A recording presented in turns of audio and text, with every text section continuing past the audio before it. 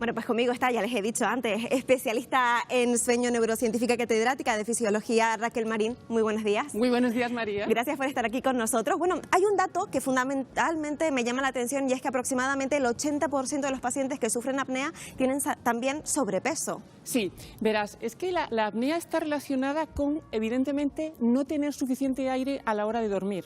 Y eso tiene que ver con la garganta, con la lengua, ¿no? Y con las vías respiratorias. ¿Qué pasa? Que cuando una persona tiene sobrepeso, también la lengua tiene más grasa. Entonces, creas que no, mayor lengua, más incapacidad para poder tener el aire. Y luego encima, en una posición acostado, tienes a veces también tendencia a tener la musculatura más relajada. Y la musculatura relajada, sobre todo la de la lengua, no es muy interesante a la hora de dormir, porque necesitamos que la lengua se aplane para que entre la ventilación adecuadamente. Entonces es cierto que una persona con sobrepeso que tenga tendencia a tener la lengua más grande, también va a tener más dificultades para respirar. Claro. Bueno, hemos traído aquí tres productos que encontramos en una farmacia. Evidentemente son productos que los ciudadanos pueden adquirir en caso de tener ronquidos o apnea leve. ¿Es correcto? Sí, pero aquí hay una cosa importante, María. Sí. No todas las personas que tienen apnea roncan. Entonces, eso también es importante tener en cuenta. Evidentemente, como habéis comentado antes, uno de los factores es roncar. Pero muchas veces la apnea no tiene que ver con un ronquido, sino simplemente con una obstrucción momentánea de la respiración. Y eso, aunque uno tenga la sensación de haber dormido, muchas veces cuando no respiras, evidentemente tu cerebro te genera despertares. Y despertares por la noche, aunque tú no seas consciente, lo que hacen es que durante el día estés muchísimo más cansado. Entonces, bueno, lo que habéis traído aquí, en primer lugar, son las típicas pegatinas para el ronquido. Claro, exacto. ¿Son realmente eficaces? Pues verás, seguramente para las personas que tienen cierto ronquido, pero relacionado a lo mejor con una inflamación de los senos, ¿no? De la parte de la nariz, pues puede ser por una alergia, un asma o un catarro, pues lo que van a hacer es abrir esta parte de la nariz, con lo cual van a tener más oxigenación por la nariz. Pero eso no quiere decir que ocurra lo mismo si tienes una obstrucción en las vías respiratorias, ¿no? Porque ahí evidentemente el aire tiene que entrar hasta el pulmón y ahí es donde puedes encontrar alguna dificultad. La dificultad, efectivamente. Luego también tenemos una férula y luego lo que tenemos por ahí. Bien, estas férulas, bueno, esta en concreto se llaman SAM. Lo que intentan estas férulas es, por decirlo así, avanzar la mandíbula. Muchas veces, ¿no? Lo que haces es retraer la mandíbula al dormir, con lo cual lo que haces es impedir a la vez que entre el aire. Entonces lo que hace la férula es intentar avanzar un poco la mandíbula para que tengas más posibilidades de que el aire entre. Y ventiles.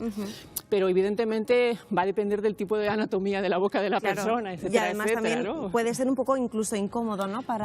Pues sí, porque, hombre, yo creo que primero habría que ver si desde el punto de vista médico está diagnosticado, ¿no? Porque, por ejemplo, dependiendo de la forma de la boca, te puede incluso generar más dificultades que ventajas, ¿no? Si no tienes la mandíbula, ¿no? Te puede generar una artrosis. Exactamente, lo que está claro es que antes de acudir a una farmacia o algún punto de venta para comprar estos productos, por supuesto, contar con con la opinión de un especialista. Evidentemente. Y eso que comentabas también, ¿no? El diagnóstico de la apnea del sueño todavía tiene bastantes lagunas, ¿no?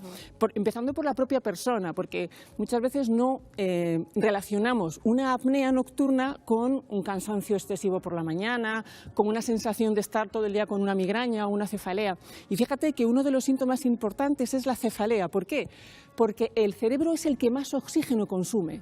Si tú te estás impidiendo respirar adecuadamente, el primer afectado va a ser el cerebro. Entonces, ese aturdimiento durante el día, esa migraña, habéis comentado el hablar por la noche, pero también la polisomnia, es decir, el estar todo el día como con sensación de dormir, de querer dormir, de dormirte en cualquier esquina, estar aturdido. Y luego eso, claro, al final se traduce en una tragedia real sanitaria, porque eso puede llevar a tener accidentes de tráfico, accidentes de trabajo, por precisamente esa falta de sueño de calidad. Efectivamente, se calcula estadísticamente que tener apnea del sueño se correlaciona con un aumento, se duplica la tasa de posibilidades de accidente de tráfico o de accidente laboral. ¿Por qué? Porque al estar más aturdido también tienes mayor sensación de pérdida del control mental, del control motor. Sería el equivalente a tener una cierta tasa de alcoholemia en sangre durante todo el día, porque la falta de sueño se asocia con un aumento la sensación de aturdimiento como si estuvieras en un grado excesivo de alcohol. Me parece Imagínate. interesantísimo porque, claro, de esas cifras que hemos dicho de población que sufre, que está diagnosticada de apnea, un 90% la tienen pero no lo saben. Entonces la pregunta es, ¿en la atención primaria de alguna forma se puede ya hacer algún tipo de test para saber si tienen algunos indicios de apnea o no? O sea, ¿se podría tratar ya en la atención primaria esta enfermedad? Hombre, si un paciente viene y le preguntas, ¿se levanta usted bañado en sudor? Por ejemplo, ya sería una sensación de algo está pasando, porque precisamente durante el sueño tienes esa agitación que es mucho mayor en personas que tienen sensación de asfixia. ¿Tiene usted aturdimiento por el día? ¿Tiene cefaleas? El sobrepeso, también otra cuestión importante, si tiene alta la presión arterial, porque precisamente una de las consecuencias de la apnea del sueño es tener alta la presión arterial. También problemas cardiovasculares y, evidentemente, lo primero sería también derivarlo a un instituto del sueño para que hagan los test, ¿no? Por ejemplo, la polisomnografía, es evidente que vas a tener despertares nocturnos en las fases en las que supones tienes sueño profundo y también lo relacionado con cómo estás ventilando. Luego también para los que les diagnostican, ¿no?, de apnea, que no se asusten también las parejas o los familiares de los diagnosticados, porque en cualquier caso las máquinas que ahora se utilizan son respiradores, ¿no? Sí. Básicamente es como un ventilador, ¿no, Raquel? Ajá. Que lo que hace es abrir las vías. Exacto, se llaman CPAP, que vienen del O sea, inglés. no es oxígeno.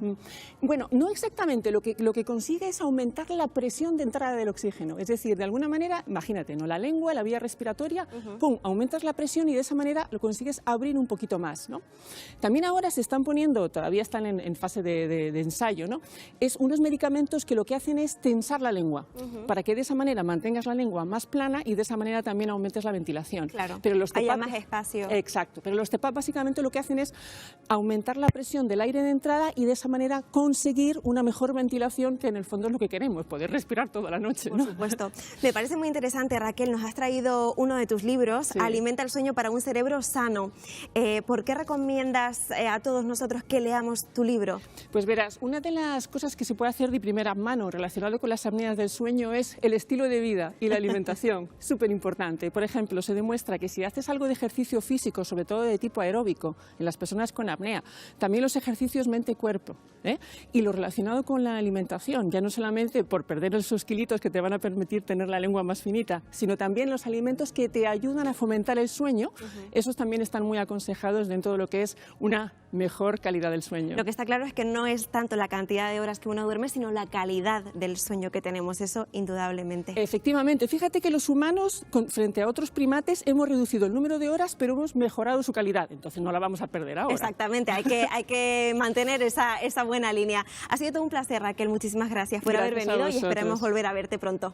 Así lo Gracias. deseo. Gracias, María. Bueno, gracias María, gracias Raquel. Nosotros hemos tomado nota sobre todo de todo lo necesario para tener una buena calidad del sueño. Desde luego que es importantísimo. Que nos hace falta. Miramos ahora también a Lanzarote porque la Policía Nacional ha detenido